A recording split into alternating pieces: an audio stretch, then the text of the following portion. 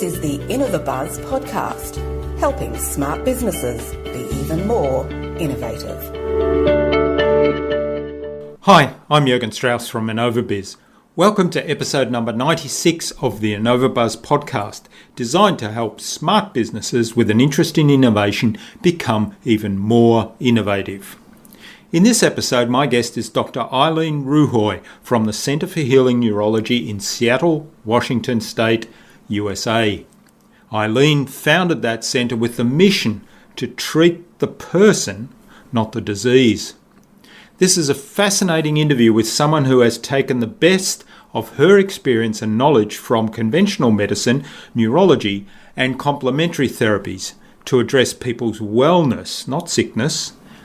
Now, I really like this approach to health management, and this approach provides many metaphors for business in general, as well as advice for business owners about looking after themselves. Without further ado then, let's fly into the hive and get the buzz from Dr. Ilene Ruhoy. Hi, I'm Jürgen Strauss from InnovaBuzz, and I'm really excited to have with me today on this episode of the InnovaBuzz podcast from Seattle, Washington in the USA, Dr. Ilene Ruhoy, the founder and medical director of the Center for Healing Neurology. Now, Ilene is a medical doctor specializing in neurology and also holds a PhD in environmental science, which we'll learn a little bit how those things fit together on the interview today. At the Center for Healing Neurology, Ilene's mission is to treat the person, not the disease. Her approach is to combine traditional medicine and complementary therapies to treat the whole person, and with the philosophy that the body has an innate ability to keep itself well. So welcome to the podcast, Ilene. It's a great privilege to have you here. I'm honored to be here. Thank you for inviting me. Now, Nina Radetich suggested that we interview you on the podcast, so big hello to Nina. Hello, Nina. Thank you again. So, I'm really looking forward to our chat today. I'm keen to learn about your practice as a business and how you serve your patients and how you draw on those particular different aspects of medicine and of the body to treat patients and to keep them well. But before we talk about those things, about health and wellness and how that relates to innovation, let's find out a little bit more about you as a person. Now, I know you've had a pretty interesting journey. So did you plan to be a medical professional as a young child? As far back as I can remember, actually, I always wanted to help people, and there were obviously many paths I could have taken, and many have, and I chose to go to medical school, and I had a great experience there and was really excited to learn, but I just sort of also wanted to learn more, and so I, over the years, I then decided to pursue my PhD in environmental toxicology because I believe that, there's a lot of subclinical type of concerns out there where we don't have a real answer to the diagnosis. And so I thought that, there's more that's making us not feel well at, what we eat, the water we drink, the air we breathe, the soil that our food is grown in. So I decided to pursue a PhD in environmental science and specifically environmental toxicology. And then I also wanted to find other ways of helping people beyond the conventional route. And so I did a fellowship in integrative medicine. And then following that, I did a lot of work in herbal formulations and taking a lot of intensive courses. And then I sort of capped that off, if you will, with training in medical acupuncture. So I took an acupuncture course for physicians to learn different acupuncture protocols for medical indications. And so I just sort of wanted to bring all of my background and all of my training together to help people in, the different ways that are possible to help people heal. Okay, that sounds really fascinating, and it's probably a little unusual, really, for because there is this thing in the medical field, I think, where people either believe in the alternative or they believe in the traditional medicines, and you've kind of brought it all together and added another layer with the environmental part to it as well. I appreciate you saying that, and I completely agree. I think it still exists. I think people sort of tend to believe that they have to take one route versus the other. And I don't really think that's true. I think that all practitioners are, have the patient's interest in their heart and want to treat. And so what I try to do is I refer to it as the best of both worlds, or the best of all the worlds. Various points, and I try to bring in pieces from each of those worlds to find a more holistic and integrative approach to treating disease. And it's there isn't always one answer, and there isn't always one way to treat things. And so I try to bring that together for patients and letting them see the various possibilities with regard to their healing journey. And I hope that I'm successful at it. Yeah. Well, what I really like is that you are focused on the patient, and so it's not about the treatment as such or being attached to a particular philosophy of treatment. It's about having the patient feeling well. I agree. I appreciate you saying that. Yeah. And on your website, you put that front and centre, really, that you believe every patient is unique and that you partner with patients in their health and well-being.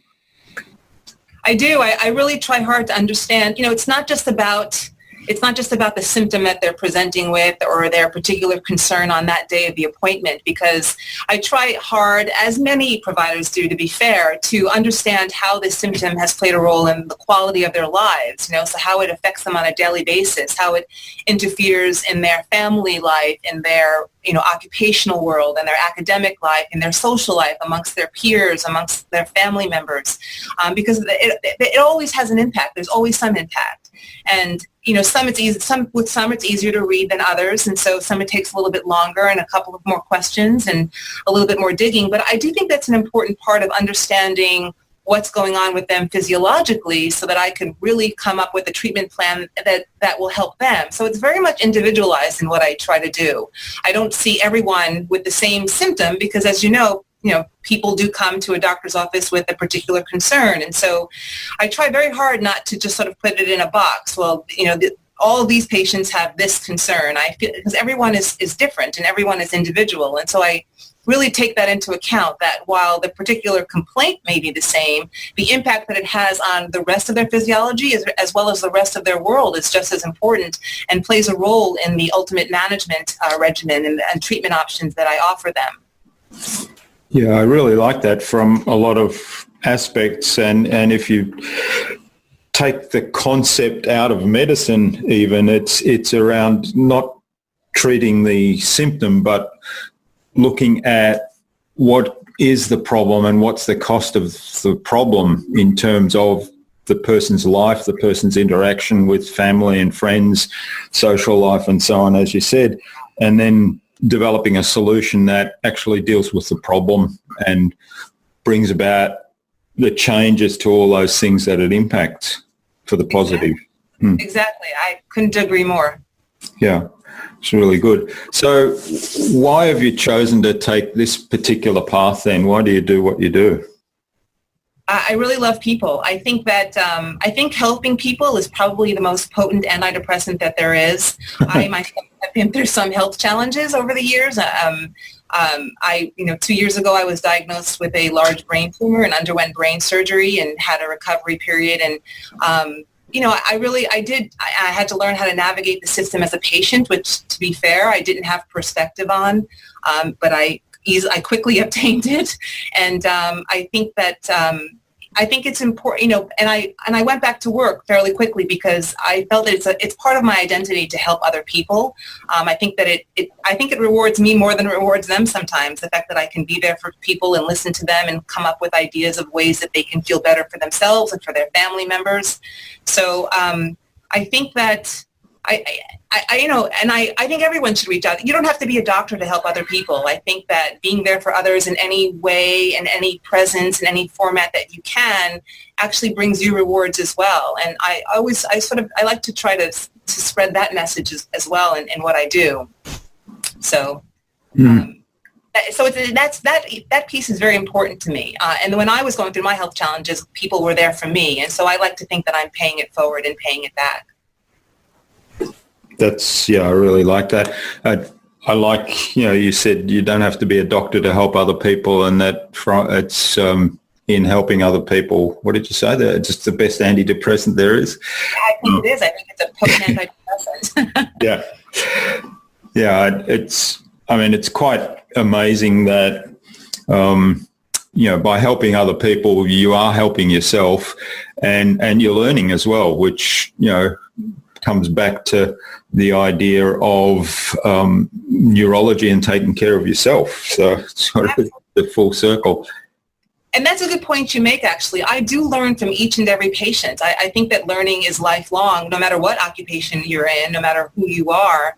And so I learn from each of my patients. They teach me something as well. And so I value all of my patient relationships. I really do. Now, I'm interested, you talk about the role of, you talk about healing neurology and by implication the role of neurology in helping bodies heal. So I imagine that people come to you with all kinds of symptoms, not necessarily related directly to the brain. So tell us a little bit more about the philosophy underlying that. First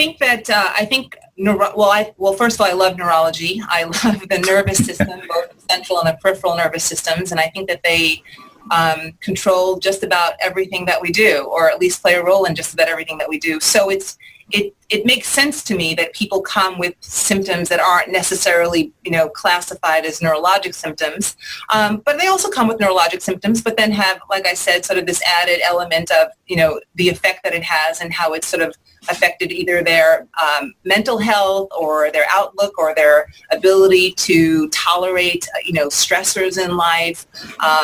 So again, I think the healing neurology part just comes from my approach of trying to be integrative, of trying to be holistic, of trying to look for the best of conventional medicine and the best of alternative medicine, whether that be with, herbs or supplements or acupuncture or neurofeedback, which we do a lot of.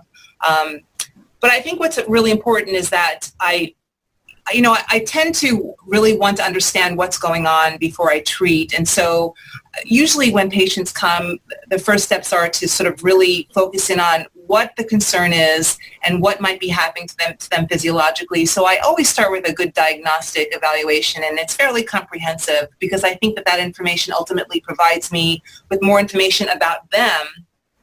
And not only as a person, but how their body is functioning and how their body is working. And then from there, I can bring this integrative approach and then support them through that healing journey, because the interesting thing about alternative therapies is that it doesn't happen overnight. Pharmaceuticals happen fairly quickly, but obviously long-term use results in side effects, whereas some of the more natural approaches don't necessarily have the dreaded side effects, but they can take longer to work. And so I'm there for them. I support them through it. We do alternative therapies to help, modify the results that we're hoping to get.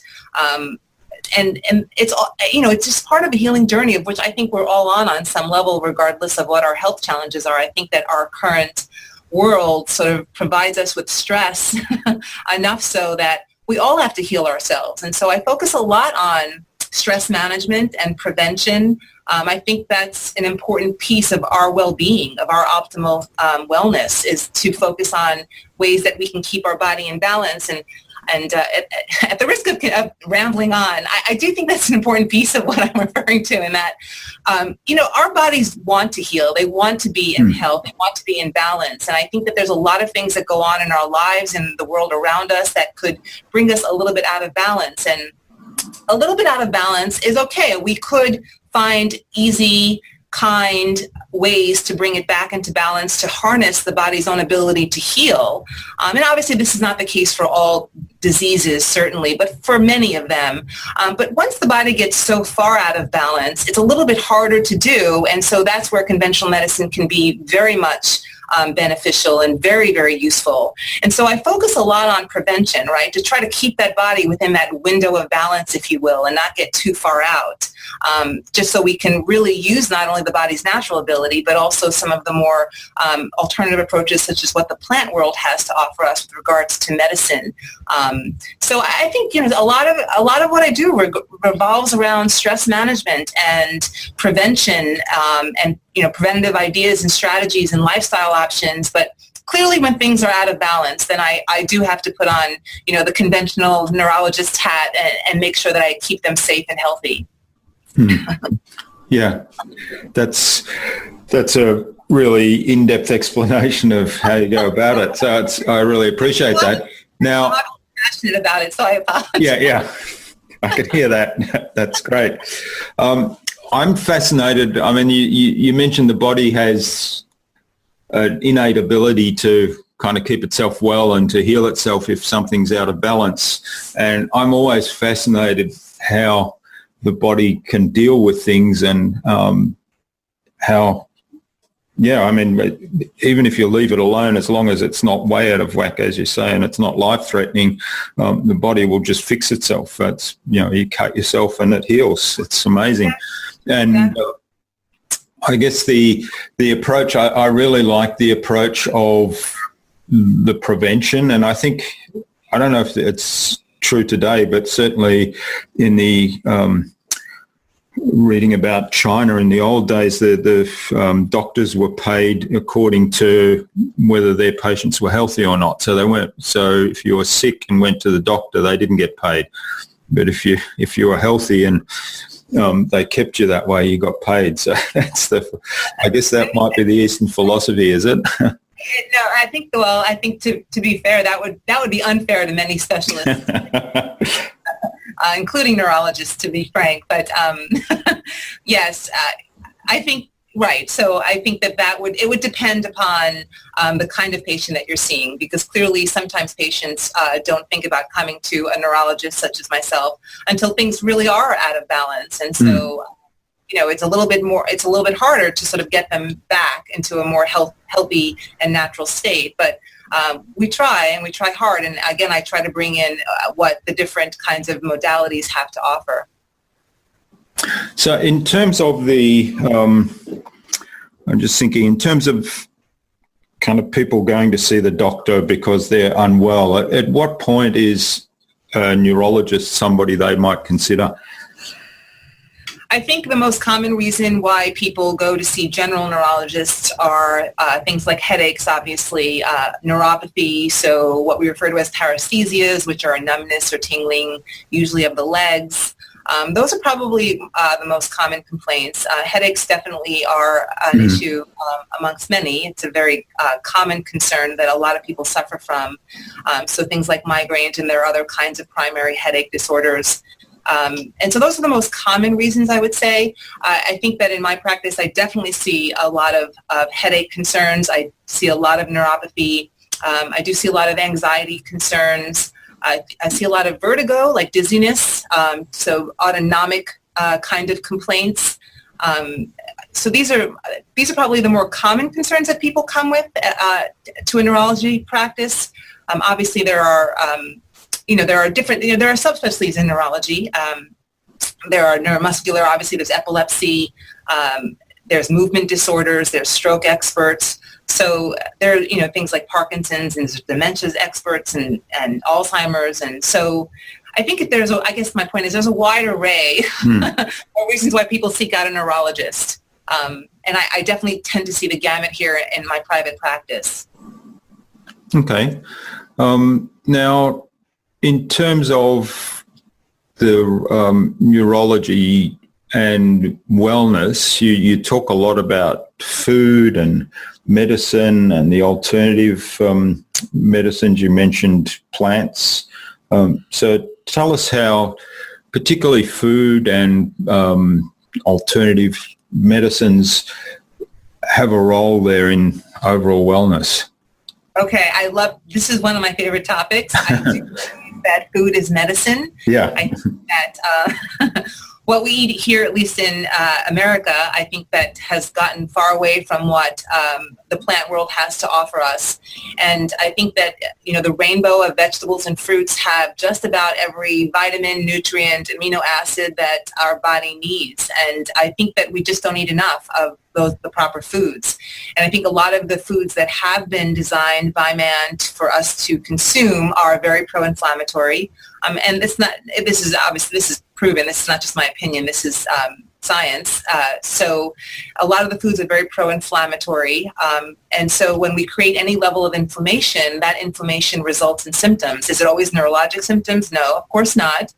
But it does predispose you to other kinds of disease processes, and it does increase your risk factors for things that neurologists do see, like headaches and like strokes, even neuropathies. But overall, it increases your risk factors for a lot of things that we see in our culture, such as high blood pressure and diabetes and such. But yes, food is medicine. And, we used to look towards the plant world for medicinal purposes, historically, and many, many, many years ago. And a lot of these plants used to be wild. And, now we have parking lots and shopping malls. And so they have to be grown on herb farms, which is fine, and so we have to purchase them, in extract form or supplement form. But there are medicinal uses of many different plants, and as well as whole foods. I mean, whole foods is what our body recognizes as real nourishment. And so I try to counsel patients. I think that lifestyle management is hard. I think it's a lot harder than prescribing a medication. To change people's behaviors is a very difficult thing to do. I mean, we all form habits, and those habits are hard to change. And so I think a lot of what I focus on with my patients is I sort of take them through baby steps. Okay, so what small changes can we make in your diet and your lifestyle now that you can do for another month? And I think they appreciate that, because if I sort of, send them on their way with, okay, I want you to change your diet this drastically, and I want you to start exercising 5 days a week and meditate every morning, it won't happen. And I know that, they become discouraged, and that's the last thing that I want, because that's more stress to them.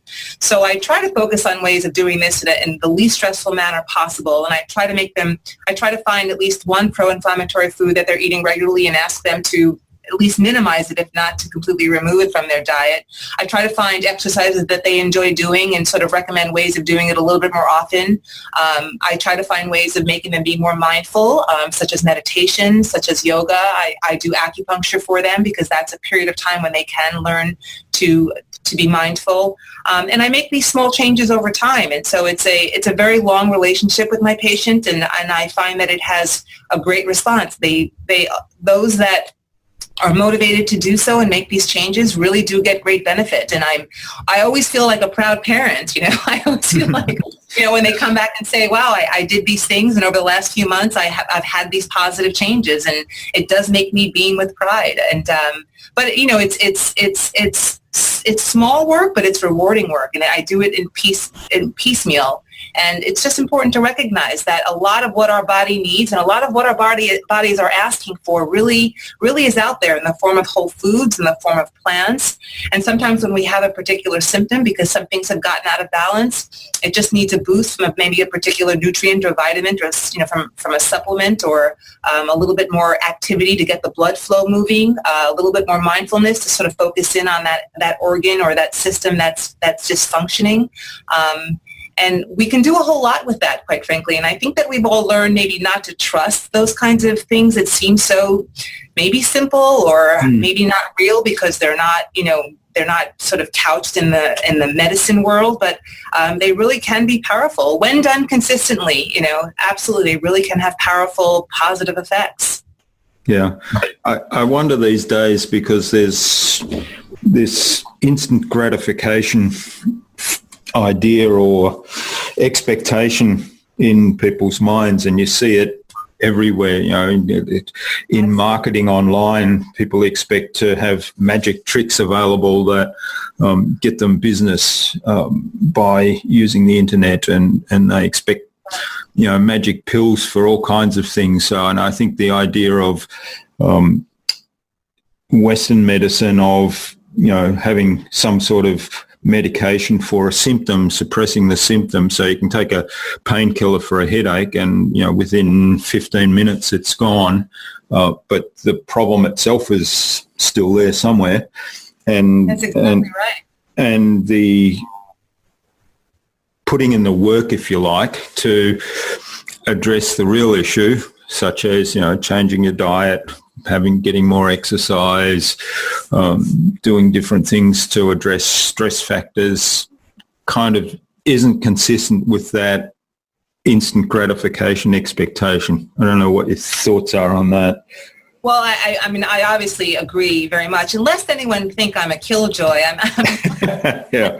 I don't expect anyone not to go out to dinner or not to have fun with their friends. I just like to make them cognizant of when they have choices to make, of trying to find the choice that would be most nourishing and healing to their bodies. And I talk about, I mean, a lot of this is not just, woo-woo and just not just me, and obviously several other providers would agree with me. It's not just us talking. These are things that have been looked at. I mean, take meditation, for example. There have been studies that have shown that regular meditators actually not only reduce the amount of atrophy of certain regions of the brain, but can actually, in some cases, reverse the atrophy. Atrophy meaning that the tissue has gotten smaller. So there are some areas of the brain that have actually been shown to be responsive to regular meditation, where they become more robust. The volume is increased, and therefore you could extrapolate and say the function is better. And they're certainly at less risk of some neurodegenerative concerns as we get older. So, and I can go on with examples about that. I mean, a lot of this really is borne out in some research. And I think that a lot of, doctors are really pleased with this, because it does give us other ammunition to offer patients as opposed to just a prescription. So when I explain all the science to patients, I can sort of see them go, oh, wow. So this is not just, you telling me I should meditate. This is you, the doctor, that I would really get some great health benefits from doing so. And so absolutely, I agree. We have to put in the work, but recognize that, putting in the work leads us to a better place. That's right. A healthier place, and a place where there's less risk of, becoming sicker as we get older. And of course, that's all of our goal, right? We all want to live long, but we want to live long and well. And so that's my goal, to help other people live long and well. I mean, I want to live long and well, so I practice what I preach, and so I want to share it with others. Yeah, it's fascinating, the effect of meditation on the brain and on total well-being. And I was listening to a talk by Dr. Fiona Kerr recently. I don't know if you've come across her. She's a specialist in... can't remember the science now, but it's neuro-related. And her point was that, it's well known that we destroy brain cells all the time, but what is perhaps less well known and well appreciated is that we're also always building brain cells, even into, ripe old age, and that there are ways in which we can encourage that building of new brain cells and new neural pathways by doing a bunch of different things. And it comes back to exercise, nutrition, meditation, and the other one that was interesting was interacting with people. Yes, social connections. So just briefly, I completely agree with that. We are sprouting new brain cells, but most importantly, what we really can control is sort of how they connect with the other cells, right? So those neural pathways that you refer to are what's important here. So, sprouting new cells, unless they connect appropriately and efficiently, really don't do much, right? So it's really making those neural pathways as efficient and effective as possible and as strong. And so that's obviously the most important thing about this. And that's what helps sort of keep our cognition, keep our mood, keep our motivation to move forward in doing things that are right for us. And without question, that then as we get older, we have less of a risk of those kind of neurodegenerative concerns. So, and I'm sorry, and you said a second point that I wanted to respond to. What was that? I thought, all right, I'm sorry. Yeah.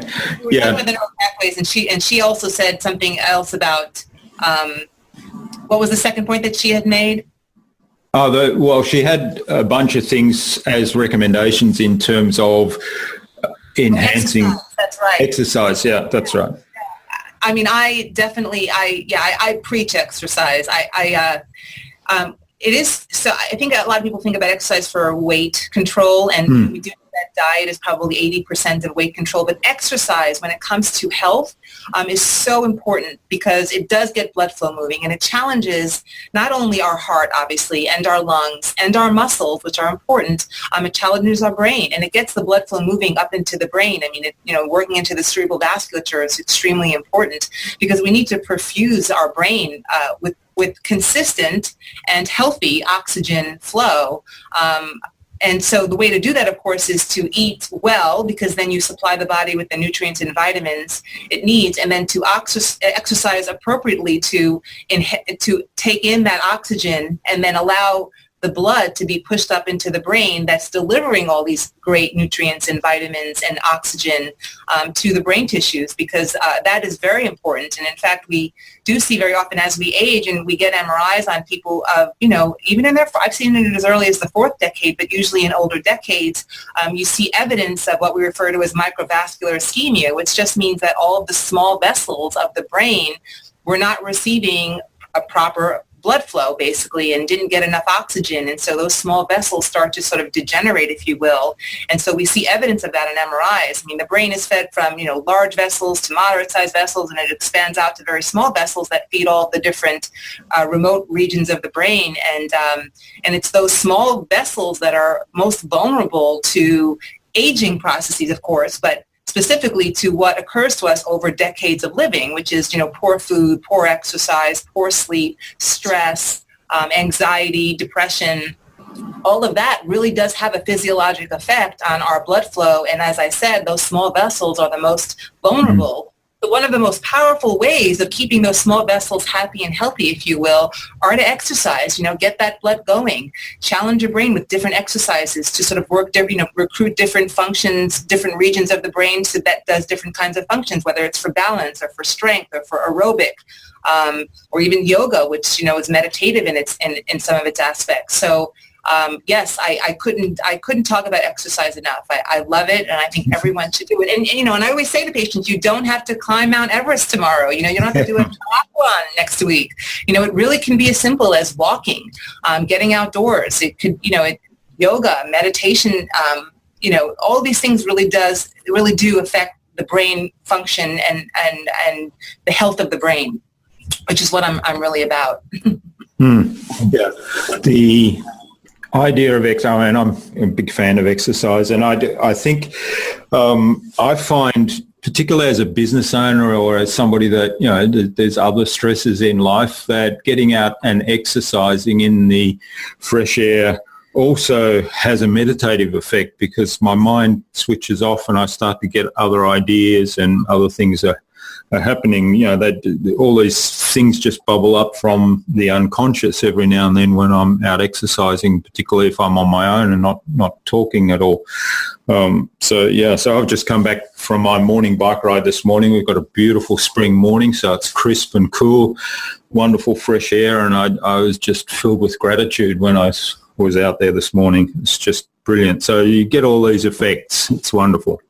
Absolutely. I agree. Well, being out in nature, we also know it's also an antidepressant. When I was doing my PhD in environmental toxicology, I worked for some of the urban planning department people at the EPA. And that's one thing that we talked about, that even in an urban setting, how do we get a great park in that area for not only the kids, but the adults to get some exercise? Because we do know that exercise out in nature has exponential effects as opposed to exercise in a gym.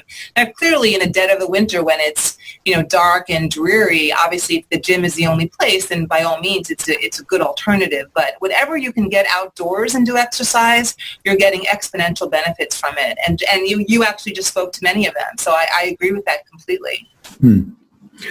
So what tips would you give? I guess a lot of the audience are business owners, and with a lot of day-to-day pressures and dealing with a whole lot of things in their business that might stretch that balance that we talked about earlier. What kind of tips would you give to those people to stay in balance or restore balance and stay in balance? I think that's a great question, and one that I grapple with as well. And I think it's just setting some priorities. So, for example, sleep should be a priority for brain health. We know that poor sleep hygiene, any kind of sleep dysfunction definitely results in things like depression and anxiety, cognitive concerns as we get older. So sleep should be a priority no matter how busy you are. There should be a time at night when you decide, okay, I'm not going to do any more work. I'm going to shut everything down. I'm going to get myself ready for bed and start to calm yourself. wake up. I always say that we are circadian beings. We evolved to basically go to sleep when the sun sets and rise when the sun rises. That's obviously not always possible, but as much as we can respect that and have that sentiment in what we do and simulate that, I think our brain is grateful because our brain is a circadian organ. So I always suggest trying to go to sleep at the same time each night and then waking up at the same time each morning. That can be very effective, and that simple change actually can be extremely beneficial. So that's one thing that I always say to prioritize is sleep. And then the exercise is an important piece. And again, it doesn't have to be extensive, and it doesn't have to be long, and it doesn't even necessarily have to be strenuous all the time. Go outside and walk for 20 minutes. If you have a pet, go walk the dog. I think that we can all find 20 minutes of our day to go for a walk if we had to. And obviously if you can do more, that would be great. But if it just starts with going for a walk at 20 minutes midday, early in the morning before the day starts, or even at night before you wind down for bed, that's fine as well. And then, of course, the foods. I mean, I think that at every meal there's an opportunity to make a good choice, to make a choice of either a pro-inflammatory food or an anti-inflammatory food. And not all anti-inflammatory foods taste poor. I mean, some of them actually taste pretty good. They're actually pretty decent. I mean, I think that you could find different ways of preparing them. And but so every meal is a chance to sort of feed your body something that's anti-inflammatory, that won't contribute to the inflammation that likely exists to some baseline level in all of us, and to some, more of a baseline. So I think that the meal choices are just as important. So it's really about a prioritization of what you can do in a given day. And then, I always say take one day at a time, because I know that in my world, I find that some days I actually have quite a bit of freedom to make choices of what I want to do with my day. Some days I have no choices. And so I just sort of take one day at a time. Once the day has passed, I put it behind me and I don't think about it again. Yesterday, I say was not a great day. I didn't get a chance to do these few things for myself and for my health, but today is a new day and I'm going to try to fit it in. And so, a day at a time is all any one of us can do, quite frankly. And so, again, to think too far ahead about what I can do in the next coming month is just creating more stress, and that doesn't suit any of us. So baby steps, I think it's important. And as long as we have priorities, those baby steps become a little bit easier because we know what our priorities are. And we know why we're doing it and the direction we're headed. Exactly. All right. Well, it's fascinating, and I love that you said sleep as the first priority, because going back to the talk that Fiona Kerr gave, I think sleep was the fifth one that I neglected to mention in that list of 5 that she gave, and she made a very strong point about a minimum of 7 hours sleep, but she also talked about naps during the day, and naps that were short naps so that you didn't get into this deep sleep state and struggle to actually get back out of that and wake up.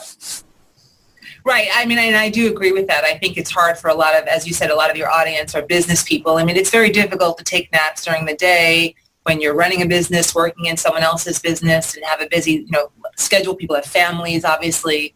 So I think naps are difficult, but I do agree that at least 7 hours at night is important, because, we do need restorative sleep. Studies have shown that when you learn something new in a given day, it doesn't matter about the night of sleep you had prior to that day.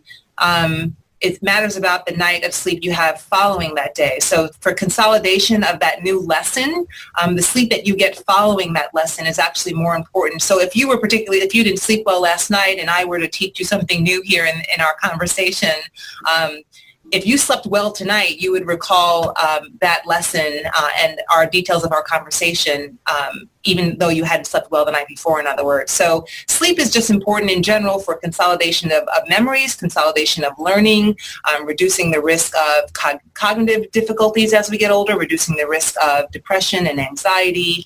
And actually a lot of different neurological diseases are also associated with poor sleep. So I think that sleep is a huge priority, yes, I guess is what I'm saying. Yeah. All right. Now, in terms of your own business or your practice, what are the biggest challenges you face? I think the largest challenges is that I want to help all, and it's hard to do, obviously, in a clinic setting, to make patients, they have to come in for appointments. So my goal of trying to sort of be a doctor for everyone is challenging in a private practice setting. I think that to get my messages out, I want to sort of do it more for the masses, which is why I was really excited to have this conversation with you today. I want to just help more people. I think, but from a business perspective, I think that it's challenging. I think healthcare in general is challenging. It's different from other kinds of businesses. I think that insurances make it challenging, and so that's a bit of an obstacle sometimes with regards to reimbursement and payment, and that's the financial concerns. But and then, as I said sort of earlier, I work a lot regarding changes of behaviors, and so that could be challenging, but I always feel like I'm up for the challenge. I always say to patients that they can call me or write me with any obstacle that they come to, because I always have an answer for it. I don't feel there's any obstacle that's insurmountable, and so but obviously human behavior can be difficult. So I think that there are business challenges. I think that there's just human challenges that I deal with on a regular basis, but but I welcome it, and I just always cross my fingers and hope for the best and hope that I can continue to do what I love. Fascinating. So changes in behaviour, you mentioned that as a challenge, and so how do you go about, so let's say somebody comes in, they've got an issue, they need to change the things that they're doing, and it comes back to changes in behaviour, and so how do you kind of hold the space for them, if you like? How are you there for them to help them make that change? Well, I try to give access to me. We have a patient portal that my patients use fairly often. They can always call, but I'm also very understanding. I mean, I try not to be rigid for them, because I don't want them to feel like they can't express that they maybe were not able to follow every recommendation on each day. So I try to make them comfortable with me, know that I'm accessible, that I'm understanding that this is difficult, that this is a complete change of what they've done in the last 30, 40 years of their lives. And I give them ideas, and I give them options, and I come up with thoughts of ways we can go around their particular concern or their particular obstacle, or things that they find hard or difficult to do. I find substitutes for things that they may not like apples or cucumbers. I come up with different substitutes for things. They may not like a particular exercise, or find that they don't have the time. So I sort of help them sort that out in their lives and figure out what they need to do in order to free themselves up to make those good changes for that, because it's really ultimately for their health. And they see that. So I just try to be available and supportive as best as I can. I never get angry. I mean, I always, there's always a space for them. I always hold them, not physically. I mean, I support them and nurture them. So some patients are, very motivated and are not that big of a challenge. And some patients are, haven't gotten to that point yet, and that's okay. It takes us all some time. It really does. Okay. What I try to do is I try to avoid having a life tragedy to have them make those changes, right? I always feel that once we're struck with a disease or a degenerative process, things become a lot harder. And not that there aren't some things that we can do, and and I still work with them, but for a lot of my patients, I want them to sort of get ahead of those things that could happen to us in life. And so the best that we can support our systems to be healthy and happy and, less inflamed, the better off we all will be, and the better we'll feel. And that then sort of extends into how we interact with others, how we modulate our responses to stress, how we even perform our activities of daily living. It just makes things a lot easier and and better. So I try to be preventative in our approach, but sometimes, they come to me a little bit later when things are already happening. And so I work with them from that angle. So I think it's an individualized approach depending upon the patient and who they are and what they're currently facing and what they are interested in doing. And I respect their choices. So, yeah.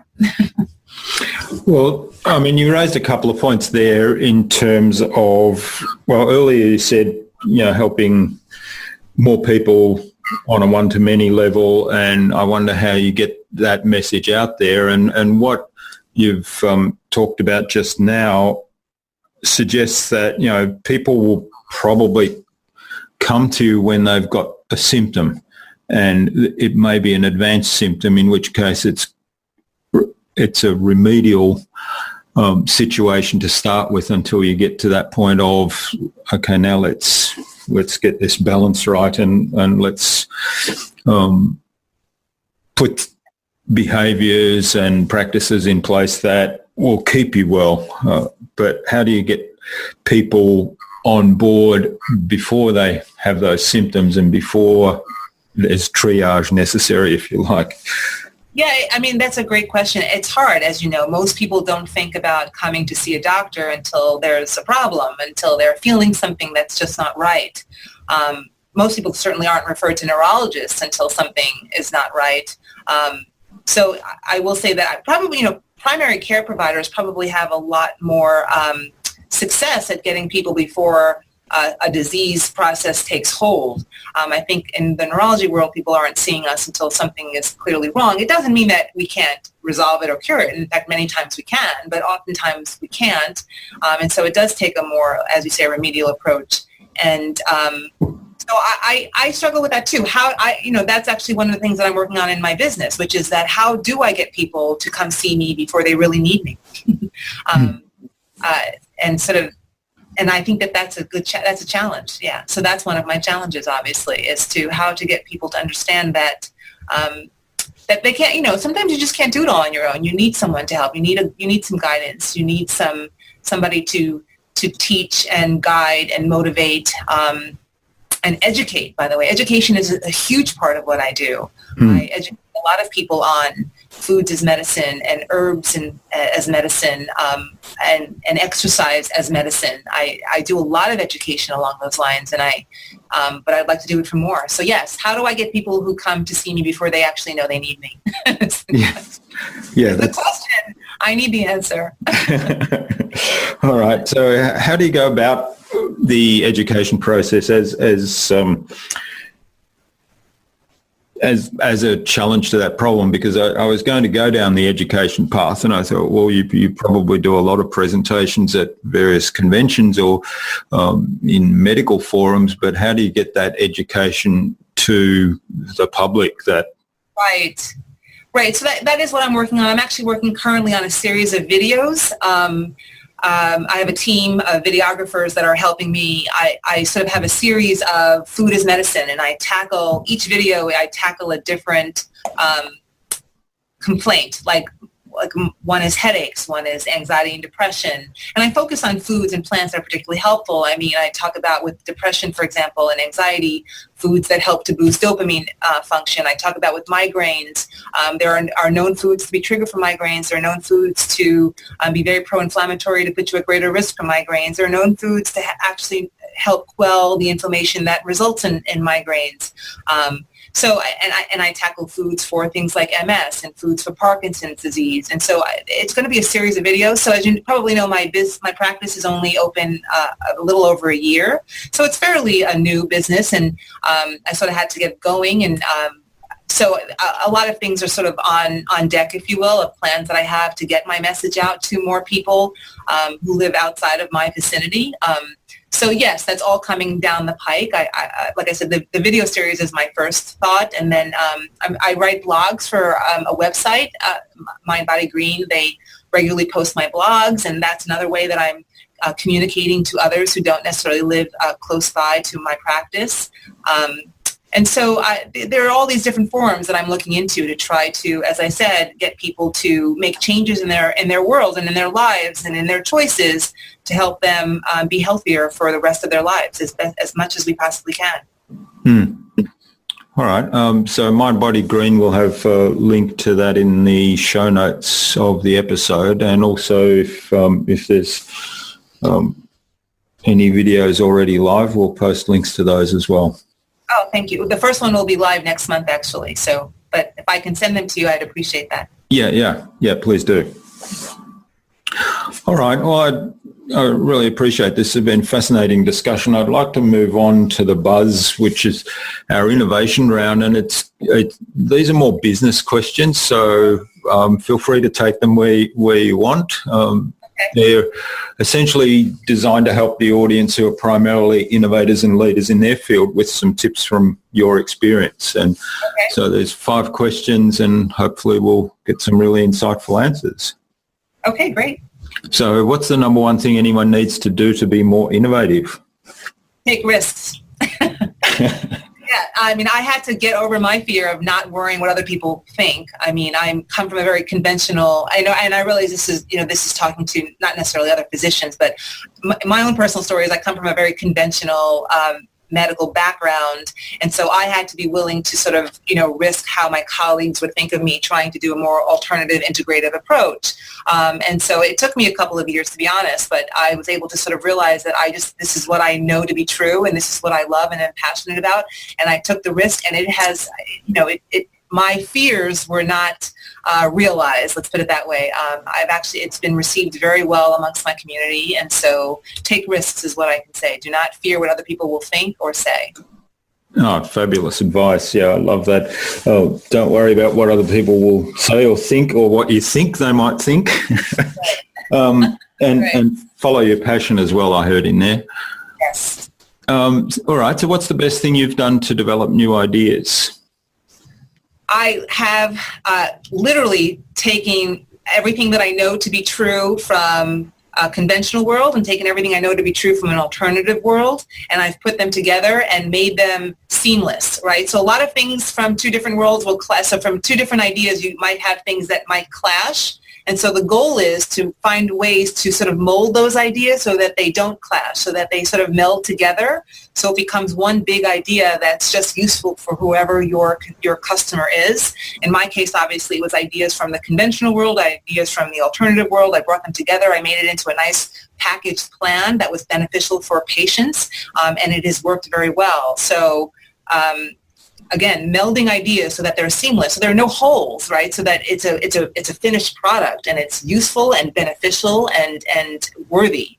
And so that would be my suggestion. Great advice, and you've demonstrated a perfect example of how that works. All right, so do you have a favourite tool or system for improving your own productivity and allowing you to be more innovative? I have not found one yet. I'm forced to use electronic medical record systems, and they're all clunky by nature. So I don't know if I'm the best person to offer advice along those lines. In the medical world, our software, we're sort of bound by HIPAA laws, which are privacy laws for patients. That creates a lot of non-efficient kind of computer systems and methods of communication with patients. And I feel that my experience probably is not the best along those lines, to be honest. What about in terms of, your general education stuff that you put online or videos? Yeah, so that is true. I mean, so the video series that we're using, I know that the team they have a video platform. I actually don't know the name of it just yet, but I know that there are platforms out there that allow you to put videos, for content. And so that has been actually the most useful thing that I have found. I think that these days, social media certainly, and then a lot of these different softwares that allow you to post videos and advertise them actually to the population of the world can really make marketing so much more effective than when I was young, when none of this existed. So I do find that, that part of the internet, and again, I'm not an expert on it, and that's why I hired a team to do my videos.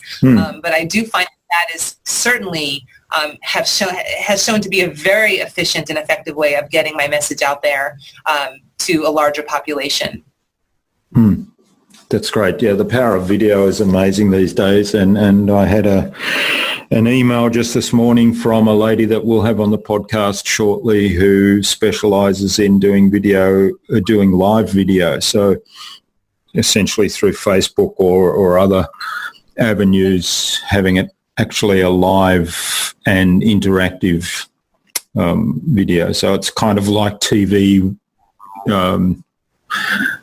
talkback TV. I'm trying to think. I don't know what the right word for that is, but so people can comment on the video and ask questions live of the presenters. Yeah, I have seen that on Facebook, actually. I have seen that. So apparently people know how to do that. I haven't learned yet, but I will. Soon you'll see me on one of those. Yeah. Well, I do it from time to time. My challenge with that is the internet connectivity here is not quite up to scratch to do that. But yeah, it's a very powerful tool. All right. So what's the best way then to keep a patient on track, I'll say, in terms of their programs? I make them accountable. I ask them to write journals out for me, and I ask them to be honest. I check in with them from time to time. I do have packages for patients who want lots of contact with me to keep them in line. So with those, I have much more contact, but with others, I still communicate. And then I just ask them to mark in a journal how they've done. We list the objectives, we list the recommendations, and we meet from time to time and go over how they've met those objectives. So, a lot of my patients are using software to do this. I don't necessarily insist on it. They could just do it with pen and paper, but that seems to be, going the way of the dinosaurs. But some use software, certainly. But I keep them accountable. I do. I think that the only way that I can be honest with them and continue to guide them appropriately is if they're honest with me. It's a two-way relationship. So, and they understand that. So I don't really have a huge problem with that. That's great. Yeah, I like the idea of writing a journal to keep track of doing what you said you'd do and being accountable. All right, that's great. Then what's the number one thing anyone can do to differentiate themselves? Find what you're uniquely passionate about and exploit it as much as possible.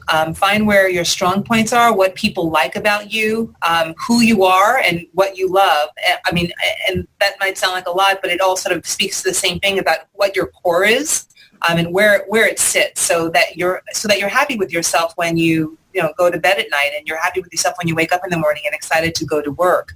So if you find that core of who you are and use that to promote yourself and your business, people will respond. Build it and they will come. And so, but if you're not true to who you really are and doing it for alternative agendas, then likely people will eventually sort of see through that. But be true to yourself. I can vouch for the fact that really does go a long way in business.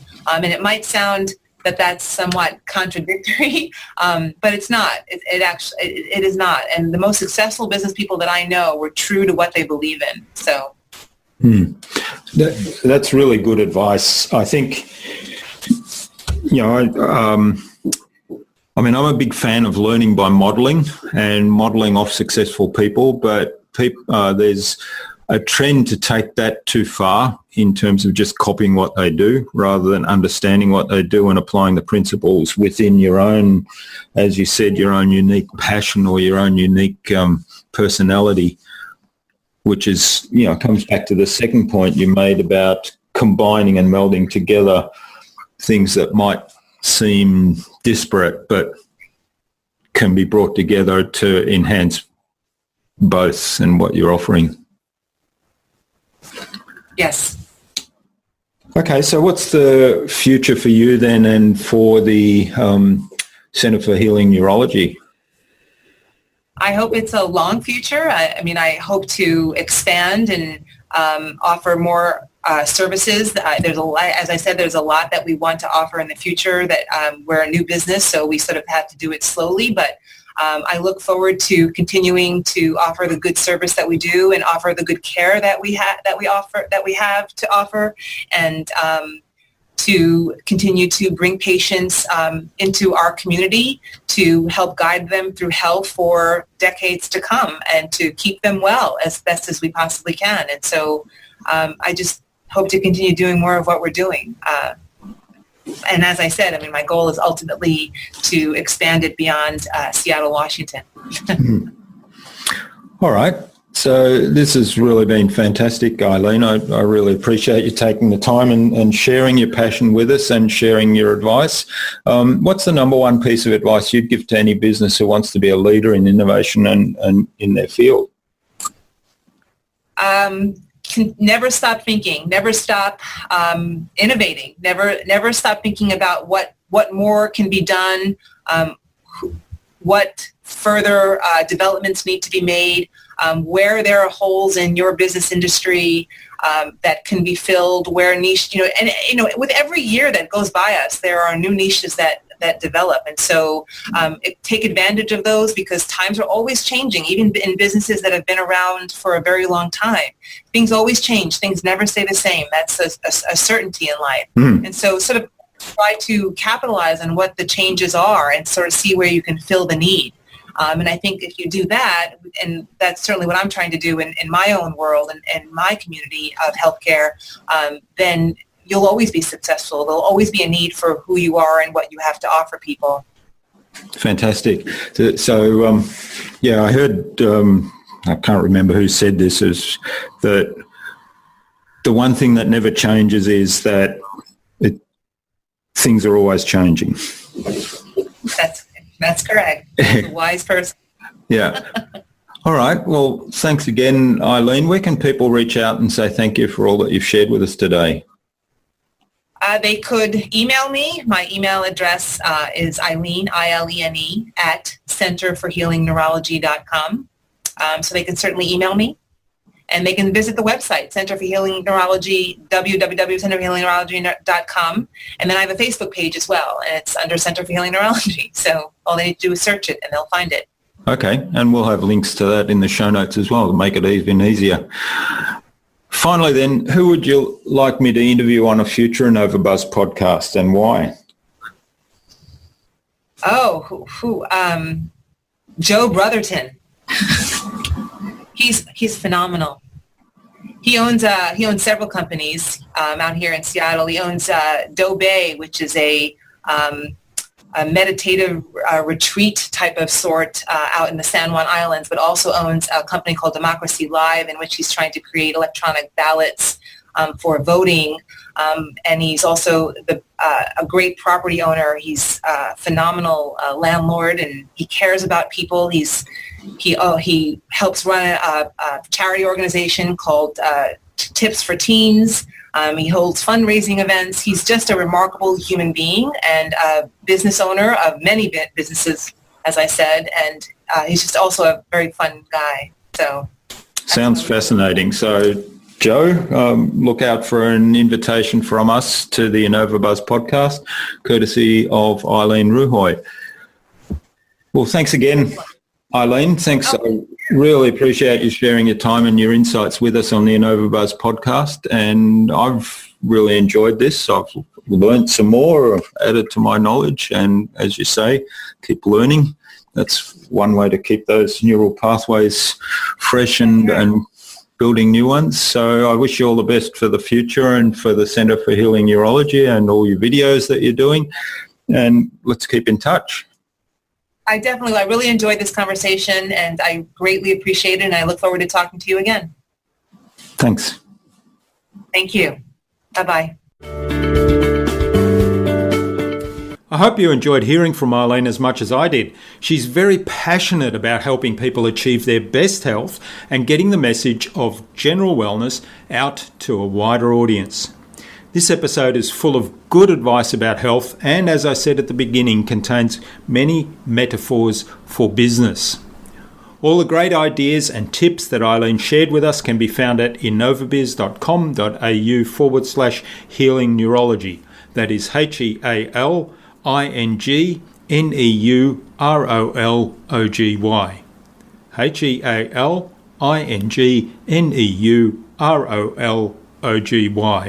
All lowercase, all one word, innovabiz.com.au/healing neurology. You'll also find contact information for getting in touch with Ilene there. We'd love to hear about your experience in managing your health as a business owner and what you'll do as a result of Ilene's suggestions in the comments below the blog post. I'm also fascinated by using the health business that Ilene has built up and marrying up the conventional medicine together with alternative therapies as a metaphor for business. So I'd love to hear what you've taken out of this episode by way of a metaphor for business.